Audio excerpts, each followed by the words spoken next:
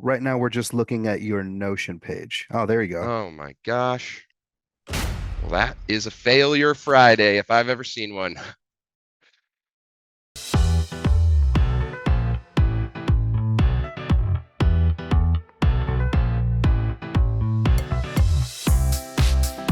Hello. Welcome to our Failure Fridays, first ever.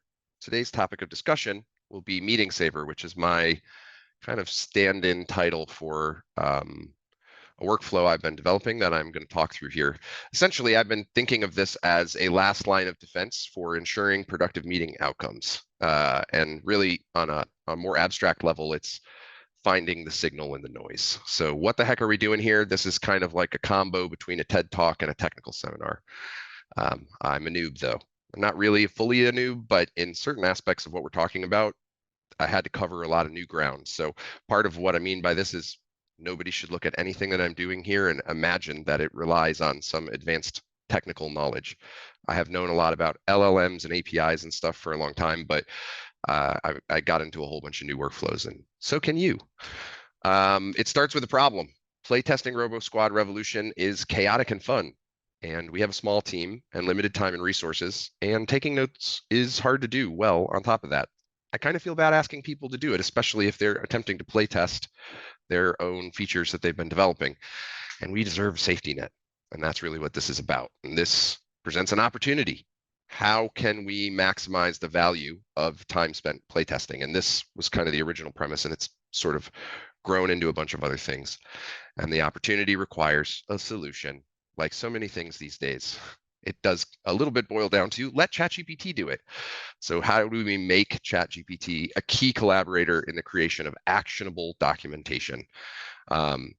There's actually a lot of nuance to it, it turns out. And this doing of the stuff, which will be most of the rest of this presentation, really represents the pathway I could figure out of how to harness the opportunity, find the solution, integrate ChatGPT in a custom way, really through its AI API. So getting into the doing of the stuff, I'm gonna just talk through the outline real quick, and then I'll screen share on another screen to really go very specifically through the workflow and how it was created and what's the process of developing this type of thing like. So we'll start by talking through an input-output example. We will talk through some of the key components, Pipedream, Google Drive, OpenAI APIs, specifically Whisper and chat completion, the Notion API, and Notion as an app in our workflow, and some JavaScript or Python works into this as well. So we'll do a whole step-by-step walkthrough and talk through the input, how we get it, how we deliver the transcription, what happens with the chat completion, the importance of the prompt, other aspects of using the OpenAI API, and then dealing with the Notion API. So to start by showing our input-output example, the goal here is to take a recording of a meeting, put it into this system, and get actionable documentation in our Notion out of it. So the way that happens begins first with accessing a file. We're using Google Drive to do this, and the workflow listens to a folder in our shared Zorons drive that I've called Meeting Saver Processing. And any audio file that is sent into this folder will trigger a workflow that typically takes around, depending on the length of the meeting, 45 seconds to 2 minutes, and delivers an update in a database I've created in our Notion called automation. And so I've got a couple of examples, and there's some different versions of the workflow that I've created to demonstrate different aspects of how this could be extended. But to just give a high level example, right here, you can see some example documentation that was created by this. Everything here was done automatically, except for I wrote this stuff, really just to make sure that I could track these examples for the purposes of this presentation. But at the top, you can see that there's a call out to the input file itself, and you can click the link and it will pull you to the file that has been used as the input to this workflow. So this particular recording was scraped from one of our Twitch or our YouTube live streams of a playtesting session that we did in January. And I'm not hearing the sound right now, but that's probably just because of a setting thing. All it really is a recording of a YouTube live that I've stripped out just the audio from. So it's extremely unstructured. It was not really a meeting that was like had a lot of explicit definition around, you know, the goals and structure. People were talking on and off. There was a really large group of people, and the goal was, what can we know that during that conversation people did talk about, you know, issues and bugs and other stuff. And so how can we, you know, leverage the time that we've already spent, the recording that already exists, and use this tech stack to derive some actionable documentation and outcomes. So when it creates it in the database, you can see that it does a couple of things, including adding some properties like noting the duration of the meeting that this was a result of and the cost. So it's, as you can see, a pretty low cost proposition that we can take about an hour long meeting and in about 2 minutes, having spent 40 cents or so, get a summary, a transcript, and additional info. So as the summary notes, this was a playtest, talks about the different topics that were covered: reward systems, dev server mix-up, sound design, and gameplay balancing, talks about some of the bugs that were identified, and then it includes a copy of the transcript. You can see that there's some weirdness going on with the transcript here, which might make you think this isn't working, like maybe this is going to be a big problem. And it's not great. There are some idiosyncrasies with the Whisper transcription API, but what's interesting is that even with some repetition happening in the transcript, the ChatGPT prompt still manages to work very effectively with it. And this is something that I've noticed happens kind of more consistently with longer meetings, and especially meetings that are not filled with speaking. So in the case of the playtesting session, this kind of looping output seems to happen most when people aren't speaking, actually, and we're just picking up the sound effects of the gameplay. On the additional info side, it generates some potential action items that were pulled from the transcript, and it attempts to assign them to members of the team. So you'll see kind of how that is achieved as I get into the actual workflow part of it. And again, you know, this isn't perfect. It's not, in some instances, it's not going to be able to know who would be the appropriate person to tackle the action item. In other instances, it will just be wrong. But in effect, what I've found is it tends to feel in the 90% correct thing, and the amount of time that it takes somebody in my position to correct these errors is very negligible considered against the value of all of this. It generates some follow-up questions, it notes related topics, and provides a sentiment analysis, as well as some of the other metadata from the workflow processing. And interesting thing, as you can see here, the transcription cost significantly beats the chat API cost. So we're looking at the cost of the ChatGPT running us close to 5 cents for this, and on the transcription alone, it's 34 cents. So it's quite a difference there, and it's just interesting to see where the costs rack up. And all is pretty important to consider if you really wanted to scale this out to a more busy pipeline. These things would start to matter a lot. So that's an example of what we get out of this. And now I'll go through a little bit more specifically how we get there. Before I do that, I'm just pause for a sec. Does anybody have any questions about anything that I've talked about so far? I'll take that as a no, and I'll keep going. So getting into our key components overview, a really important force in all of this is a platform called Pipedream. I was unfamiliar with Pipedream prior to starting this project, and I came across it through the help of some tutorials of people who are tackling similar problems. And so Pipedream is, I think it'll always take me to my thing, a place where you build projects and workflows, connecting sources, data stores, and accounts through APIs. So a lot of what you can do with Pipedream allows you to connect APIs without in a either no code or a code light solution, but you can also implement custom code in JavaScript or Python. And so when you're building out a workflow like the one that I've created, you're going to have a project, and inside the project, you're going to have the workflows themselves. Right now, these are technically deploy pending because They are all triggered manually right now, but they're designed to be set up for full automation. And ultimately, you can create all the things that I'm talking about without opening Pipedream again after you get the thing set up. So I'll talk through the specific workflow that I created. And the first thing to kind of understand about Pipedream is that you're basically constructing steps that are what defines the workflow. And it's a combination of pre-built steps that you can use that are taking advantage of APIs that they've already built into Pipedream, and other steps that can have more customization, can be complete code blocks in and of themselves, or can have code configuration elements like what we see with the way we're using the OpenAI steps. So every workflow starts with a trigger. For our trigger, I've connected my Google Drive account to our shared Zorons drive, and I've pointed to a folder called Meeting Saver Processing. And once you commit the trigger to the workflow, it will start listening for events.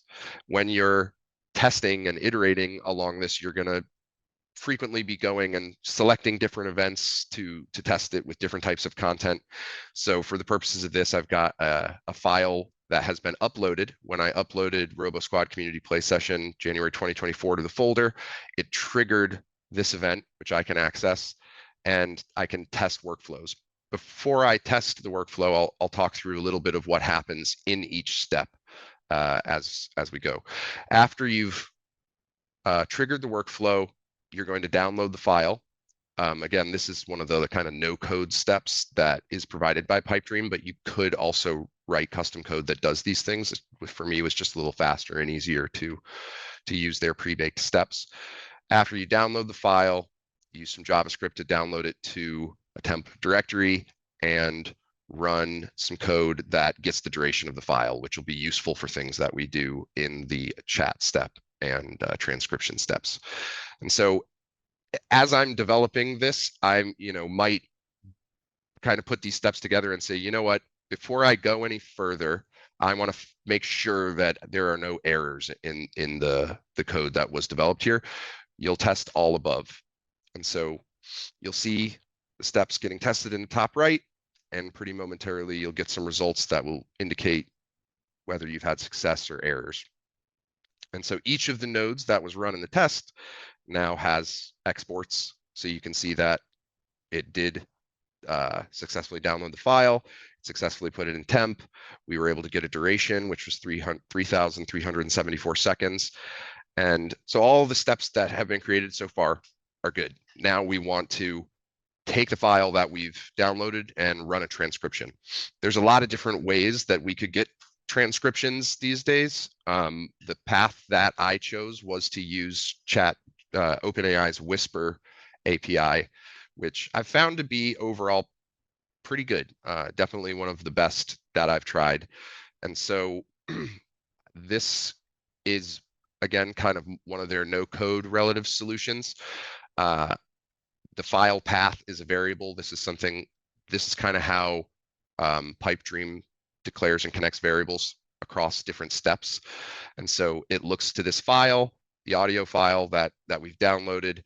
I'm noting that the language that it should be looking for is English, because we know that our meetings tend to be in English. It will save us a little bit of accuracy and latency to declare that. And then there's a prompt. Prompting the Whisper API is really different from prompting ChatGPT. It doesn't understand prompts the same way that ChatGPT does. So the purpose for the prompt in the Whisper API is really kind of fundamentally to propose a formatting for how the transcript should come out. In this case, it means sentences. I'm showing that you should use sentences, punctuation, capitalization, and then I'm attempting to seed it with the spellings of words that it would most likely get wrong. So things I want to make sure that it gets right are all of our names. I have a good sense of who the participants of the meeting are because I know who our team is. So I've added everybody's name to the prompt, and some of the themes or places, words of stuff that we're going to say. So we work on Zolpa, Zorons, Nix, Pico, Skrill, Raise, and the RoboSquad. That is really just to make sure that the transcript comes out as accurate as possible. And I'm going to send this out as a JSON format. The I won't actually run this test because it takes a little while. So we'll see that it's out of date, but I can assure you it's a transcription of the same file. And you can see that it's generated a transcription. It looks a little wonky. It's not formatted into paragraphs or anything like that. So the readability of it is hasn't been addressed essentially. Rob, would you mind bringing your other screen over so we can see it in the share? What screen has been shared? Right now we're just looking at your Notion page. Oh, there you go. Oh my gosh. Well, that is a failure Friday if I've ever seen one. I should That's probably all just right. I should probably just Well start back played. at yeah. I should just start back at the top here. Thanks, Brian. So getting into what the actual workflow is happening, it starts with a trigger.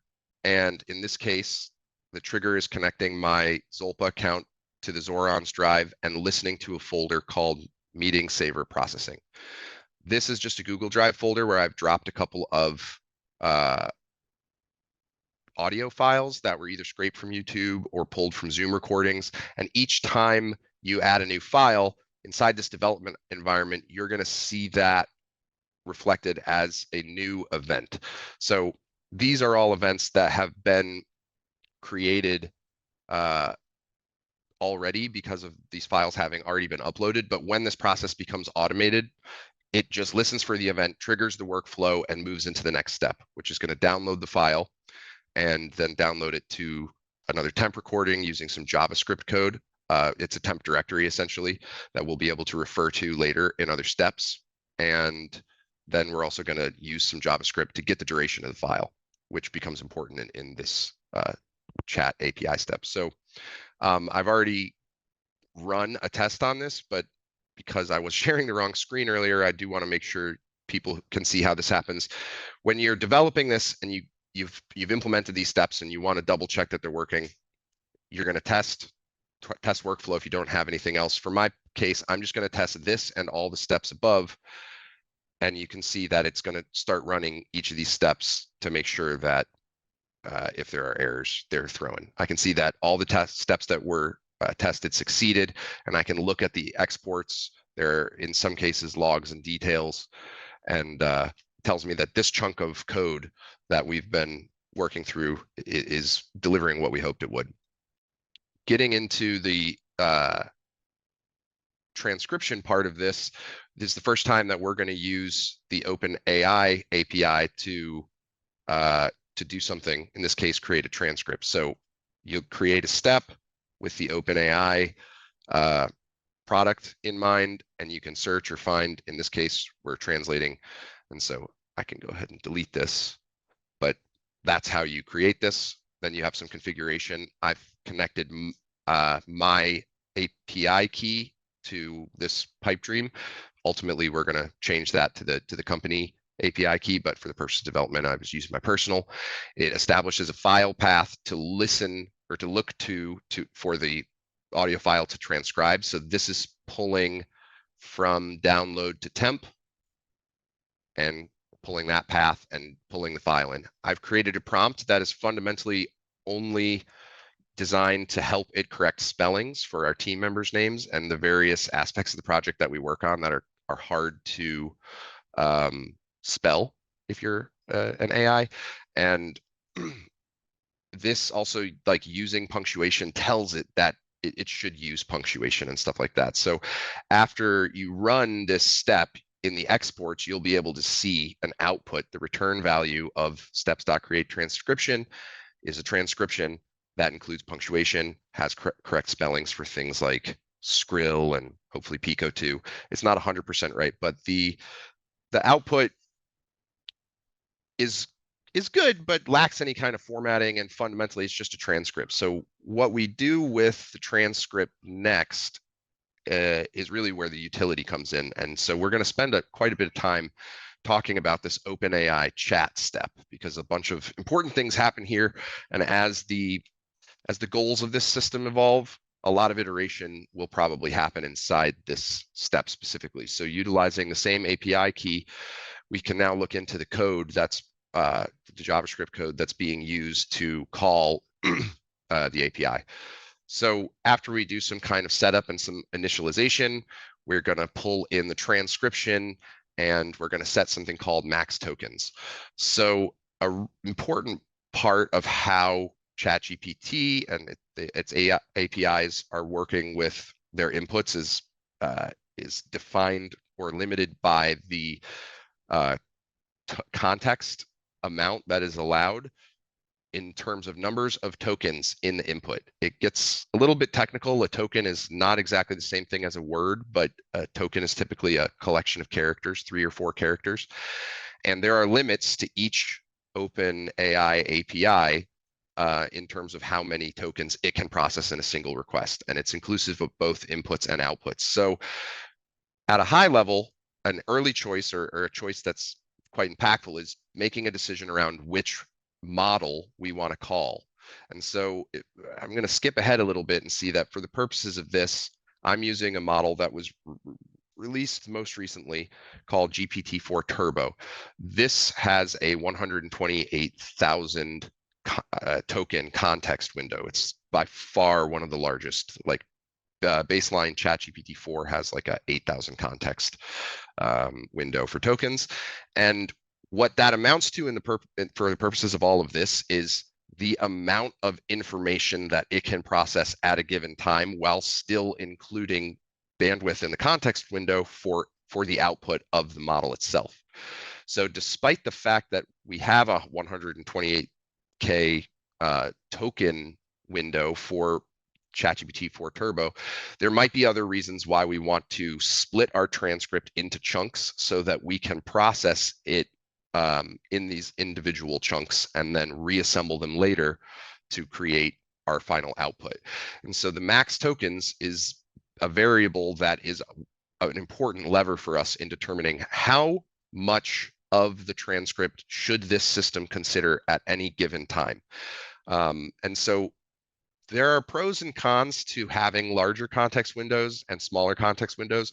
After some experimentation, I've kind of settled on 4,000 for right now because it seemed to give me the right balance of detail and general summary that I was looking for. So using our max tokens, we're going to take the transcript and we're going to split it into some chunks and build all of that into an array, which then gets sent to the chat API.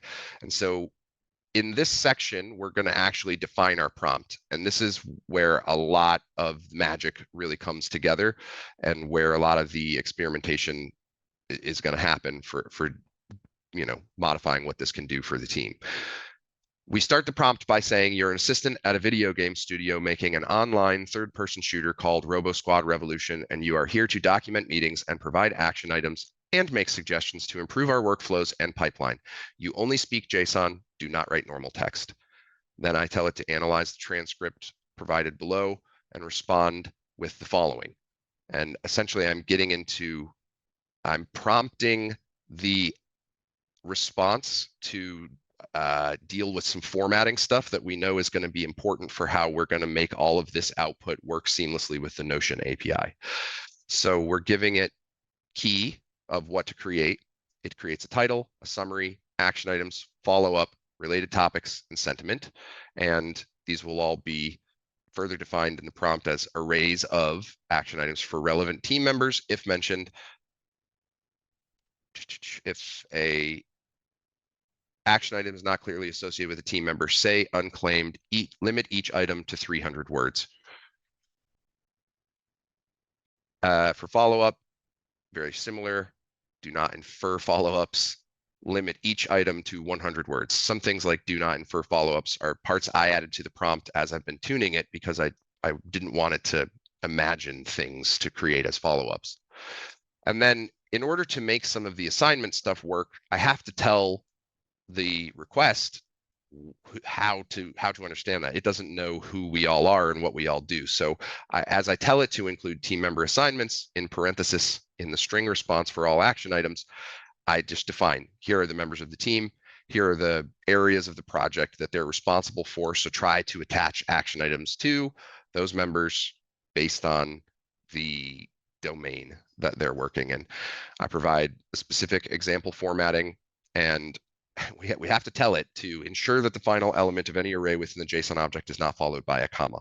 This is apparently an issue that comes up frequently, and explicitly calling it in the prompt, it does actually help prevent it. So then it tells, here's the transcript, and that gets passed in from our chunked transcript here. And then there's a little bit of error handling happening here. And when you run this test, again, just because it takes a little while, I'm not going to rerun it right now, but this is an out of date, but on the same data, essentially, you'll see that we get some output. A lot of this stuff is, metadata and technical stuff related to the actual processing of the information. If we get down to data, choices, inside there, message, role, content, that's the stuff. That's the stuff we've been looking for. And you can see that it took this output of just a big block of text, and it generated this output. JSON, which includes title, summary, action items, follow-up, related topics, and sentiment. Are there any questions on this part of things before I keep going? Okay. Well, what happens next is we do some JavaScript code to deal with some formatting of that output. And really the rest of this is fundamentally about how do we get this integrated into Notion in an optimal way for actual readability, for it to be useful and trackable in our system and stuff like that. So there's some backup stuff just to make sure that we're getting JSON only. As noted here, ChatGPT does occasionally throw commas, so there's some code that attempts to catch if that happened and fix it. It formats the response, builds some variables and arrays and all that type of stuff, and you can see that we're pulling chat response, summary, push, all this stuff gets formatted here, and our results are broken out as now summary, sentiment, action items, follow-up, related topics. A lot cleaner, and it's really dealing with the bulk of what we need, and not so much of the other metadata that's not actually important to us. This chunk of code is then going to take the transcript and chunk it again for readability. So it attempts to look at sentence endings and determine, new paragraph starts. It's imperfect. There's no LLM or anything helping along with that. So sometimes some of the line breaks don't make that much sense, but they still help the readability. So it's quite effective, and not really a deal breaker that it's not an LLM driven thing. And then we take all this data and we start to actually pass it into Notion. So again, it's kind of a no code style approach to connecting the Notion account to this. When you set up Notion, you're going to create something, you're going to create an environment variable that gets referenced here. And this environment variable defines the database that this output is going to be dropped into. So in our case, the database is automation.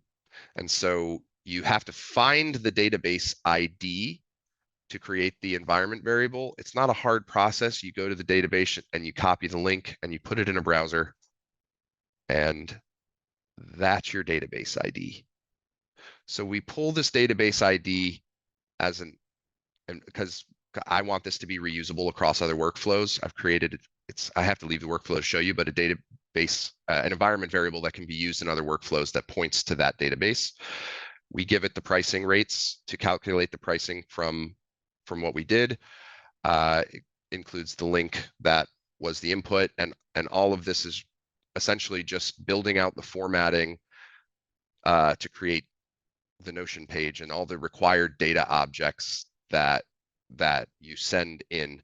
I have found this to be one of the more confusing parts because I was not familiar at all with Notion's API prior to getting into this, but fortunately, ChatGPT knows a lot about Notion's API, and so it proved to be a pretty beneficial development partner. And Notion APIs Notion's API is really well documented. So despite my unfamiliarity with it, it did take a lot of problem solving. It's doable for sure. And there's a big chunk here that basically puts all this stuff together. A couple things I commented out along the way.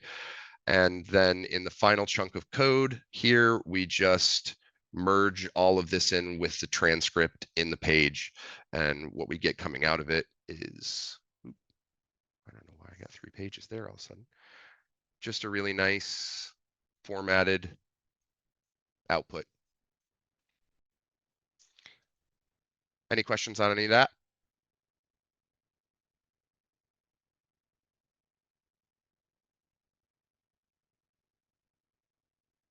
Freaking incredible.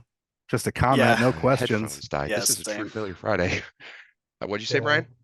Freaking incredible, man. Yeah, no questions, just comment of wow. Yeah, this is Cool. so amazing. Thanks.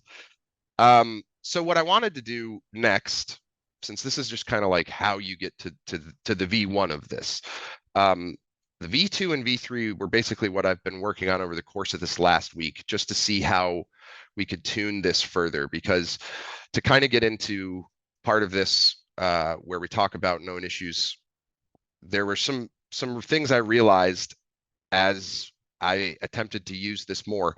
The original prompt that I created here and that I talked through, I designed in an environment where the meetings that we were recording were fully internal team meetings. There were no outside parties, and they were specifically focused on let's playtest this, talk about it, and determine what we need to do next. So it was a pretty I realized it was actually kind of a focused input that I tailored this particular prompt for. And I found that there are some weird issues that just didn't really seem ideal that crop up when I started running different types of content through this system in this arrangement. So in particular, I realized, we have these other meetings that get recorded in the form of our public playtesting sessions. That changes things a little bit because it's not just team members, and we mostly aren't trying to explicitly verbalize action items in that context. And even if I focus the LLM purely on that, I'm going to miss a lot of other stuff that's quite valuable in the context of a public playtesting session. So I created a variation of this workflow that I call V2 playtest analysis. In every way, it is effectively the same, except for a few minor things. So the prompt for the transcription, all that stays the same. We're still talking about all the same subject matter. The big change is going to occur in what I want to tell it to try to pull out of the transcript.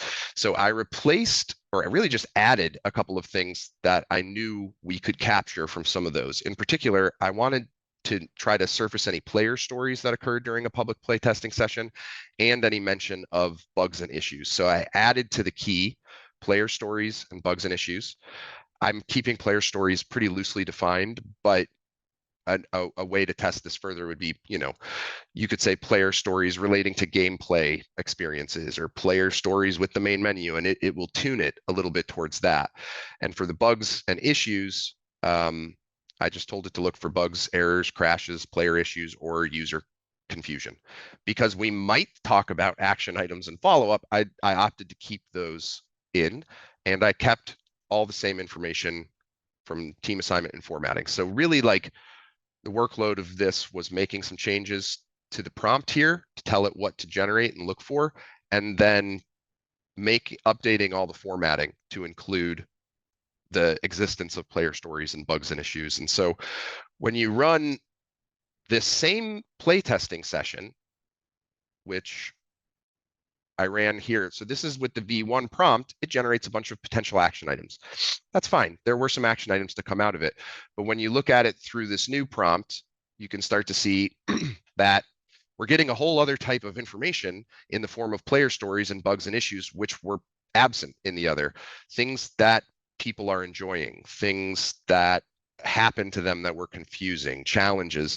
All of this is actually really valuable and worth surfacing. It's the same data input either way, but the output evolves to have, more relevance. And in that regard, tuning the prompt to have a tighter relationship to the input and being a little bit more prescriptive with what you want it to look for has, in my opinion, significantly increased the value of this output. It's the same, approximately 40 cents of cost, but it gives me a little bit more to think about what we've got going right, what we might be able to do better, and to just create a summarization of and an actionable one of what happened. Now, there are certain things that ChatGPT is not going to get well, and so some of those are reflected here.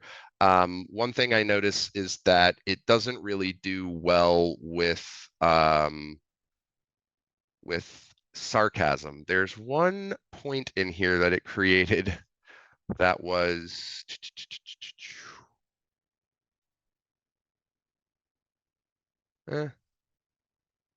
no, actually, this is all pretty accurate. Maybe that was from an old one.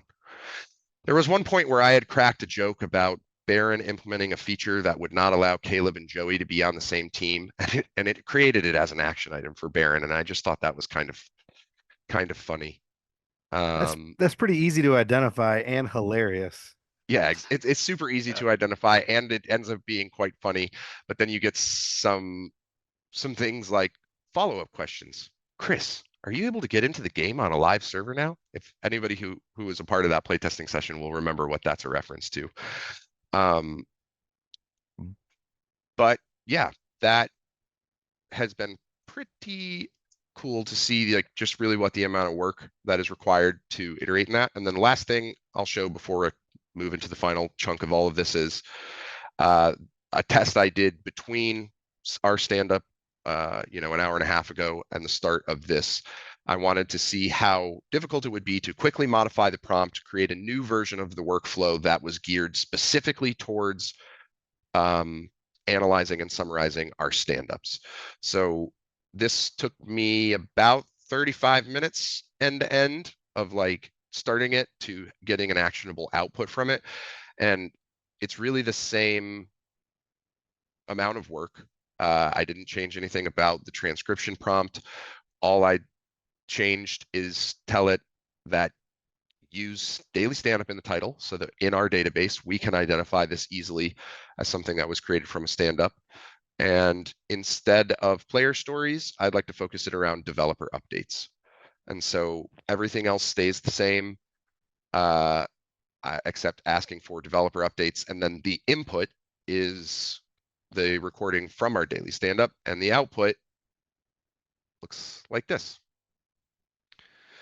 So we discussed our progress on various aspects, including death and replay cam, content for an upcoming presentation, that's this, playtest insights, menu animation refinements, intro and challenges improvement. It assigns the updates the same way it tries to do action items. Again, it doesn't get this perfect. It thought Zenith Junction is Xenon Junction. I got it right here.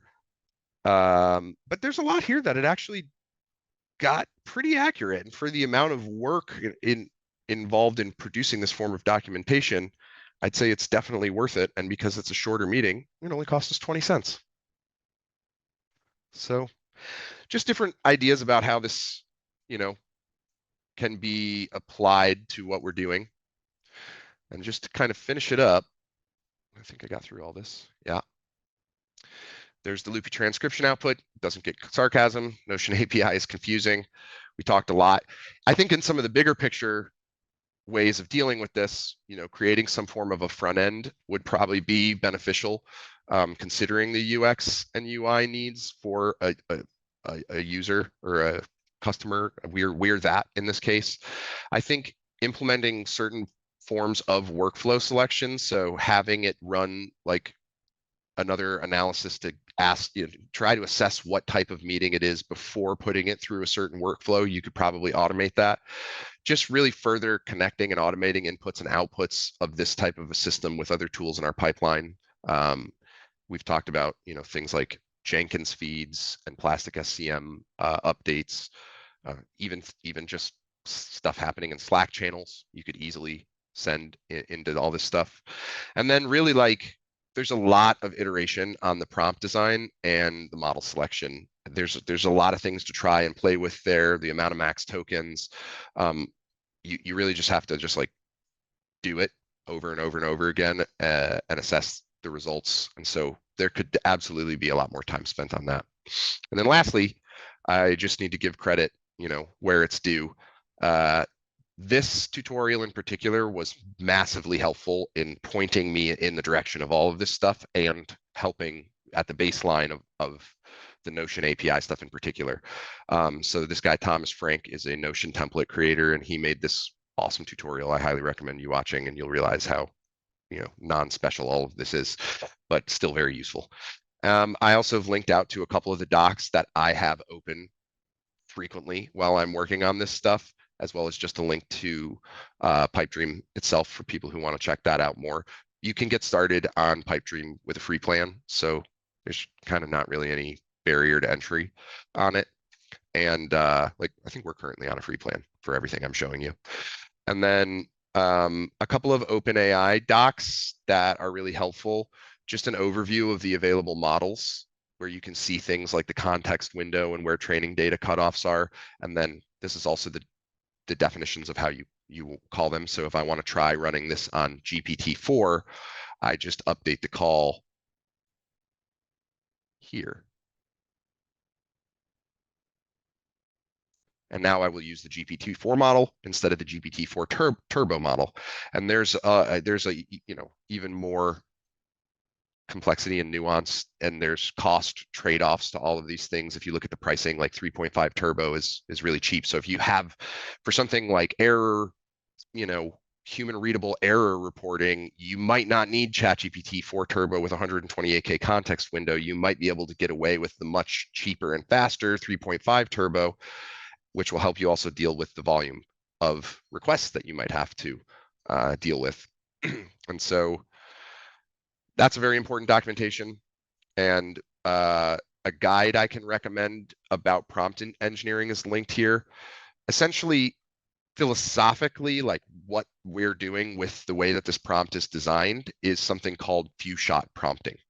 I am providing it with details and examples of things just enough that it can make better decisions in its response. And so there's a lot of other structures to consider prompting, and it's worth learning about them because they can unlock some interesting opportunities. And fundamentally, it's really just, how are you structuring the language inputs to these systems and learning from them. And that that ends my Failure Fridays, which included the bonus failures of sharing the wrong screen and my headset dying in the middle of it. Woo! Woo! Yeah, that's incredible. Thanks. So this is all a team account now, I should say too, by the way. We'll add you all to these teams, and you'll be able to see the projects and workflows, so you can just modify them, duplicate them, copy them, connect other stuff. I don't know. So What do you? until we get some sort of UI or whatever, we basically just go in here, maybe copy and paste most of it, and then just change what the prompt is, Yep. change Yeah. a little few things that we So need. come right in here and hit copy on whichever one of these you want to base it off of. Now, we'll set up all the account stuff. I don't think it matters, if you're we have to test how like the Notion account thing works. Like you might have to set up your own Notion account with this for you to do it. I'm not 100% sure about that because we haven't really opened it up until now, kind of to everybody else, but it's now in a good state for that. So this you can rename, call it whatever you want, delete steps, add steps, use a different trigger, use the existing trigger, create a new one. Triggers can be everything. You can have a trigger that's an email, and it just based on an interval. It can come from a Google form or a type form. All of these types of things. It's super, super versatile. And so, for me, the Google Drive was just the lowest, barrier to entry. I was like, I have the files, I move it into a thing. That's all I need. It's a pretty good way to kick it off. But again, messages in Discord channels, any of these things are probably, more likely to be relevant to upcoming things that we might do with this kind of system.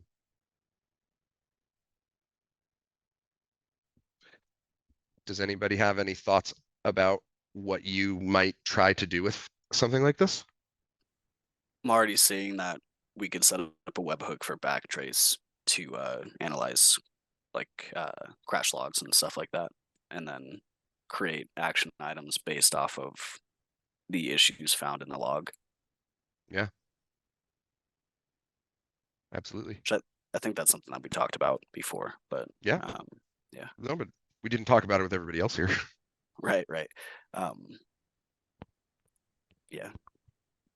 Earlier you mentioned something about like automating it picking up what kind of input it should be or what kind of meeting this is, right? So we could just give it some prompts and say like, hey, if I say this, know that it's this. This is an Zoran's internal testing playtest. We say that in the beginning of the playtest that we're recording, and then there can be something in the prompt that it knows that it's going to process it this way. Yep. Versus this is a live playtest with the public, and then it'll know process it a different way. There's a lot of, chatter. Yep. Yeah, and you could do that as explicitly or implicitly as you want. And what you could do is create another step that uses the OpenAI chat API. Oh yeah, see, they have other even more code light versions of this, like this step. This is like a more custom one that allows me to actually declare more specifically here. But if for example, we wanted to just use this chat one here, a lot of the configuration and all of this can happen literally without having to write any code. You give it the system instructions. You can deal with prior message history in the event that that's relevant. And what you might do in your system instructions is say, evaluate the purpose of this meeting and select one of the following options that most closely, and respond with one of the following options that most closely resembles this meeting. So, and then I would say, the options that I would provide in the prompt would be stand up, public playtesting, internal playtesting, level design test, really whatever you wanted to do. And then that choice could change essentially which of these prompts you run. So you could have a workflow that contains all these possible prompts, and you just say, well, this is, this type of meeting, so run that prompt. And then you'll get an output that's slightly more optimized around the input, but you will incur another API cost. Now, again, I think like that's pretty small cost. It's lower than the transcription even. So you're adding something, at most like 5 cents to the process by doing that. Awesome. Yeah. Well, that's that. I look forward to seeing how all of us continue to fail on this front.